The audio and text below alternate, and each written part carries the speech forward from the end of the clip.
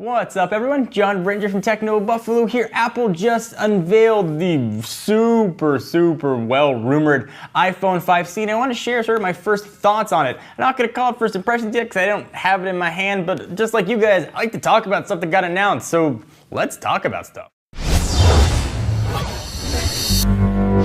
First, let me recap all the specs in case you missed it. If you want to see a full recap on everything that Apple announced, I'll put a link down below to that video. So it's going to be available in green, yellow, blue, pink, and white. The design has no seams, part lines, or joints at all, which is kind of cool. They got these crazy cases that look like Connect 4 on the back, which is kind of awesome. The cases were designed to be totally around the camera and flash, so you can still see the color that shines through, so you can mix and match and get crazy bright colors. It's made of hard-coated polycarbonate. Makes sense. It's plastic. Inside, it's built with a totally new construction method that uses reinforced steel. So, remind you of the specs. It's got a 4-inch Retina display, integrated touch, full sRGB widescreen video, being powered by this iPhone 5's A6. Got an 8-megapixel camera with an iSight, hybrid IR filter, and 5-element lens. It's got a new FaceTime HD camera. It takes even better low-light pictures, which is kind of nice. 1.9 micron pixel size. It's got LTE, 802.11 ABGNN. All the colors are going to be available in 16 gig for $99 or 32 for $199 with a 2-year deal, which is kind of awesome. Those cases are $29. The phones are arsenic-free, mercury-free, and Android-free, as Apple like to tell us.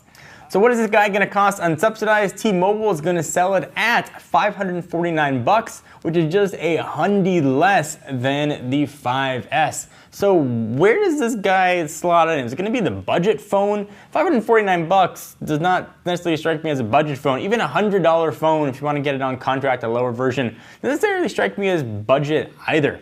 I'm not sure where this phone slots in the lineup. For $100 more, you get the way more powerful 5S with a 64-bit processor, the A7 chip, the M7 for motion graphics, and all kinds of other cool awesomeness in the fingerprint scanning business.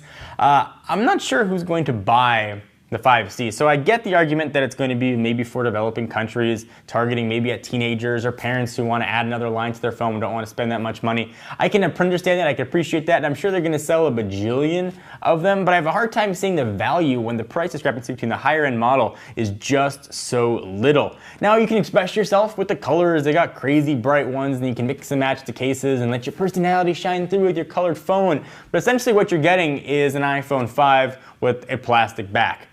Which you certainly can now buy a used iPhone 5. Now they probably got a ton of stock and a ton for sale for, I'm guessing, way less than that $549 asking price that T-Mobile and I'm sure Apple is going to be selling it for the same price, unsubsidized. So I just got a hard time wrapping my head around it. If it was going to be free, if it was going to be $300, maybe even $400 off contract, I could get it, I could appreciate it, I could say, okay, I know how this phone is targeted. But if it's going to go to developing countries at $549, that is a tough draw. Apple's going to have to either take a huge hit on each phone and try and make it up with apps if they want to make it cheaper in developing countries, and that's going to piss off people in the US or other countries where they're selling it for $550.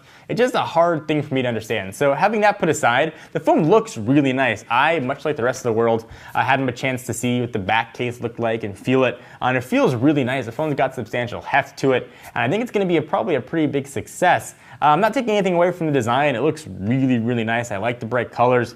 I like sort of that no-seam approach. It's got a Retina display. They didn't sacrifice any of the display stuff that Apple's been really good at. I just don't understand who would buy it or why. So let me know. Leave in the comments down below. Tell me why you think the 5C is a good thing to have existing, or tell me why I'm way off base and why you think the 5S is the best phone to get, because honestly, I'm kind of curious, and just like you, I just want to talk about it.